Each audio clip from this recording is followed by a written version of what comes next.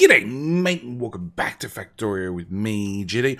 We're in the SubX playthrough, which is, just for a quick recap, it means for every single subscriber I have currently and every single person that subscribes whilst this series is running, I'm going to launch you a spaceship. Just one. You only get one. Well, technically if you're a Patreon supporter, you get a second one, and technically if you subscribe to me on Twitch, you get a third one. So, at least a ship each. Anyway, thanks autosave, just in time. So, what's happened this week? This is episode 30½, which means it's a recap episode. So we need to cover what's happened this week. It's been one hell of a week. So we've done lots of things this week. Let's start with building this. So we came out here and we built a fast and light depot. Basically, all this does is make copper, make green circuits, make more green circuits, make more green circuits, bring all the green circuits together, make some blue circuits, make some red circuits, which I just upgraded between episodes. I said I was going to. You guys know that happened. Know that was going to happen because obviously you watched the last episode. And then finally up here we have started mass producing, well, attempting to mass produce. Where is it? Right here. Attempting to mass produce fast and light drives. Now, fast and light drives are the most expensive, in my opinion, part of the Space Extension mod, also affectionately known as SpaceX. These little guys are 500 processing units, 100 low density structures, and then 500 of each of the modules in their level 3 version. So cheap. Chump change. We actually looked at our production stats since having this up and running, and we worked out we're making about one of these every hour. So we made one 7.6 hours ago, 7.6 hours ago, yep, 6.2 hours ago, 5 hours ago, 3.7 hours ago, 2.5 hours ago, 1.3 hours ago, and just now. So we're making every one about once an hour. Yep. And as you can see, this is just eating lanes of green circuits, eating red circuits, and producing as many modules as possible to make one of these per hour, which is our current limiting factor as far as the space exploration mod is concerned. And with well over 5,000 subscribers now, you know, we're heading towards 6,000 now. Actually, we might have already got there by the time this video goes out. You know, we're really close. So there is so, like, that's 6,000 hours. I'm not going to spend 6,000 hours on this series. We're going to make this go faster again. But that's something that's going to happen during the next, I don't know how many episodes. What else has we done? We ran into a UPS limit. We actually hit our hard cap basically whilst doing this build. The game dropped down to like 55, 58 UPS. So during the week, we also reconfigured a lot of our smelting. So smelting itself is a very, very large user of UPS, purely because in the case of me still using steel furnaces, the game has to calculate how much fuel they do have in them, don't have in them, how fast that fuel's burning, all those sorts of things.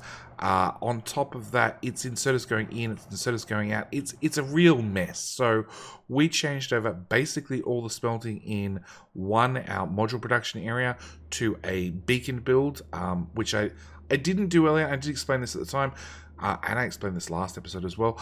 Didn't do because your return on investment for the modules is as slow as possible when it comes to smelting.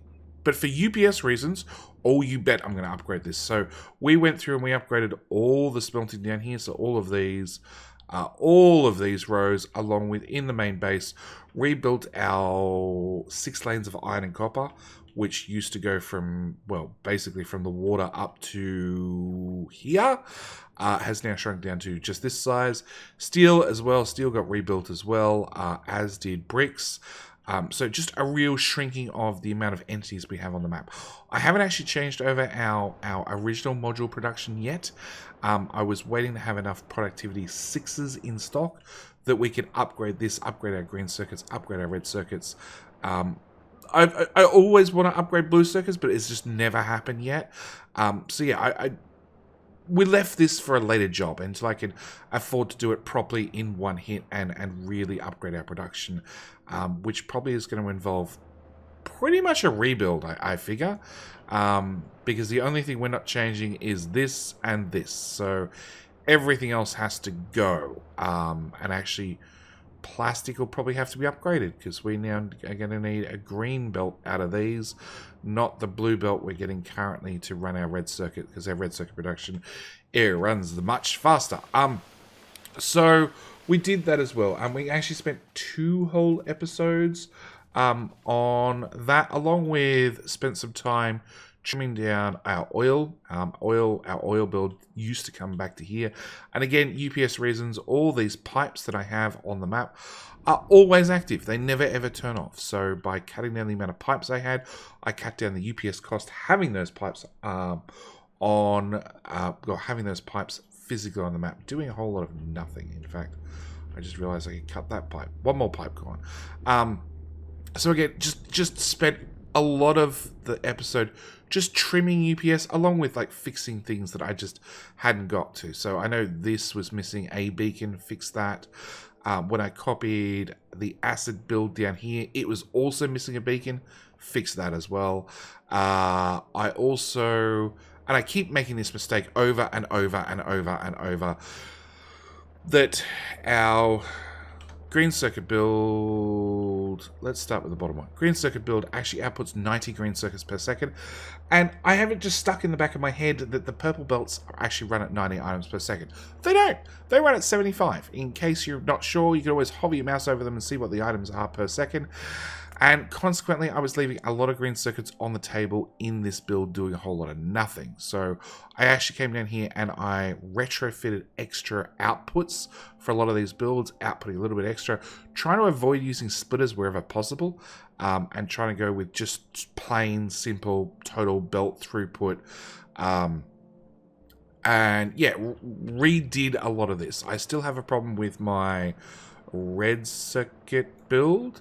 My red circuit build outputs 44 copper cable onto a half belt, which only moves 75 items per second. So I can actually get a few more red circuits out of these builds by just fixing that one problem, which is probably a good thing because we do have situations where we're actually out of red circuits in this build and this build, I believe. Yeah, they're both a little bit short on red circuits. So that can be fixed fairly quickly. Actually, that one's also short on blue circuits. So again, I got to look at the blue circuit builds. So yeah, we got that done. The other thing we did is we launched off our first SubX spaceship. So let's just jump in a train. Because trains are definitely the quickest way to get around this map. Let's go to... That'll do. I want to go to here, actually. So let's go to there. Yeah, it's probably quick enough for me to run down from there.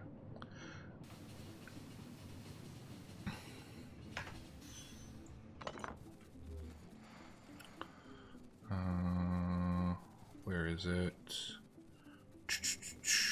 So, we started shipping our fast and light drives from up here. I actually have bots dragging them all the way across to this little train here, which is actually set up to Saltland Station, and this one is set up to Lions Station. Lions and Saltlands are both Twitch subscribers, so it's another mod that's got, well, another addition that's got added in the last week. When I put down new train stations, due to mod settings, the custom backend names mod, which I'll actually probably link to down the description. It's actually done by Jeff S, and I asked him, could I update it or drag it into version 18 and also modify the crap out of it, which I have done. And like I said, I'll link the original mod down in the description. You guys can drag it into the next version if you want. You can actually set your own custom names for train stations. But that's basically what I did. So now any Twitch subscriber or Patreon supporter or YouTube member has the advantage of also getting their name as a train station on the map. So as I dump down to more stations, we're going to have more. Really? Again? Please tell me you have backup power. Yeah, that one power pole. The biters really do not like my power poles. Or my train tracks, it turns out. Or my trains. They keep getting hit by trains often as well. So yeah, as I was saying, anytime I put down a new station, we're going to have, it's going to pull from the Twitch subscribers, the Patreon members, and the YouTube members, and basically any of the supporters. Which also, the supporters, I haven't got to their ships yet, because their ships are way more expensive. That's probably the best, though. That one's probably the best example. 1,000 titanium plate compared to steel. Nuclear fuel compared to just rocket fuel. Yeah. There's a slight disparity when it comes to the supporter rockets. So yeah, supporter rockets are going to be a thing, but we're not going to even touch those yet. At the same time, yeah, like I said, any new stations that get put down will take supporters' names. So I don't know whether I'm going to use them just exclusively for random stations we put down, or whether we're going to end up start using them for outposts as well. So it could be, I don't know, Huff Station, or you know, I don't know. There's about 100 names to pick from currently. So again, if you want to support the channel, you can, and if you do, you have a, not only will you get a bigger and better spaceship, well, actually, you get a normal spaceship with a bigger, better spaceship, but also at the same time, you will have a chance and probably a high likelihood of becoming a train station as well. So yeah, we're working our way through SubX. As you can see, it's down here in the bottom right-hand corner, and it is launching. We're actually down to... That's another launch down. Bugger, I missed it. So what actually, a couple of updates too. When we launch the Fast and Light drive, being the very, very last item normally in a SpaceX launch, it's the only item that gives us science, because normally when you're doing a normal run, you actually launch 7 satellites per spaceship. Because this run is going to already involve about 140,000 rocket launches. We modified it slightly so I didn't have to launch the extra 7, because 7 times 6,000 added up real quick. So my Fast and Light drive, when I launch a Fast and Light drive off, that is the only time I get space science out of the rocket silo. As I said, that was the one we just covered. It's sort of expensive, so I figured it's the one that should give us science. And what it actually does is it gives me 1 science pack for every subscriber I have, minus any subscribers that already have their rocket ship. So in the case of currently, it's I don't know, 5,000 something, minus 3. We've actually launched 3 people so far. We launched... Why are they out of order? Badmon. We launched Katja first, and then we've launched Stephen Backer, which happened actually between episodes when I was rebuilding red circuits up at the Fast and Light outpost. And then we just launched Wesley Dugmore. So again, thank you to all these people for subscribing. Very, very much appreciated. And at the rate we're going, we're going to launch, like I said, 1 rocket per hour. At the moment, we're just eating through buffer. I have a good amount of items buffered up that we can launch. You know, our thrusters right here.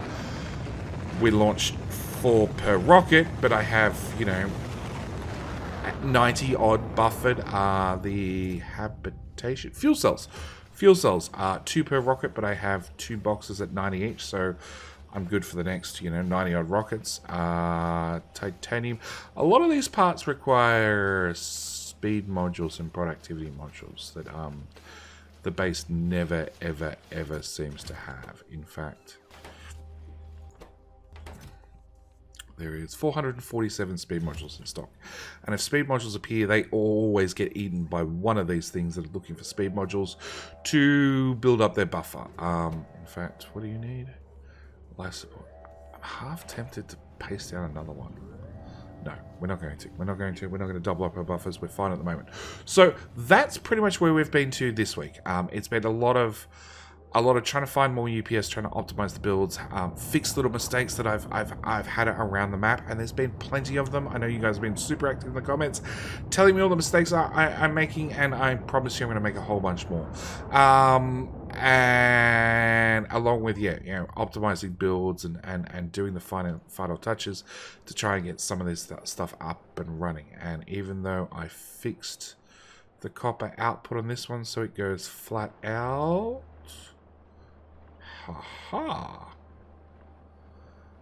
Okay, I need to come over here with an upgrade platter because I can see that I can get just a tiny bit more production out of this, it looks like.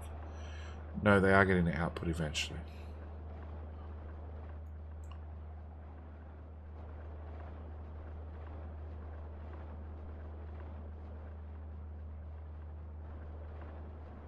Yeah. Okay, I can probably squeeze a tiny bit more production out of this by making that purple belt. Oh, that is purple belt. Ah, maybe not then. No, red circuits are going flat out. Okay, maybe if I upgraded that. Ah, there we go, express belt. So if I upgraded that to green belt, then we'd be going better. Anyway, no, I have to upgrade that one to purple belt. Yeah, that one to purple belt. Okay, like I said, tweaks to be done. So yeah, next week is going to be more off-site building. So currently the base is short of 2 items when it comes to rocket launchers. One is low density structures. I know it doesn't look short. Trust me, it's short. And the other one is rocket control units, which was fine at the start of 2 episodes ago and suddenly have disappeared into nothingness. I hate my inventory. So maybe it's gonna be a... Holy crap, that's a build and a half. Maybe it's just a red belt problem. No, that's 7. Red belt wouldn't hurt.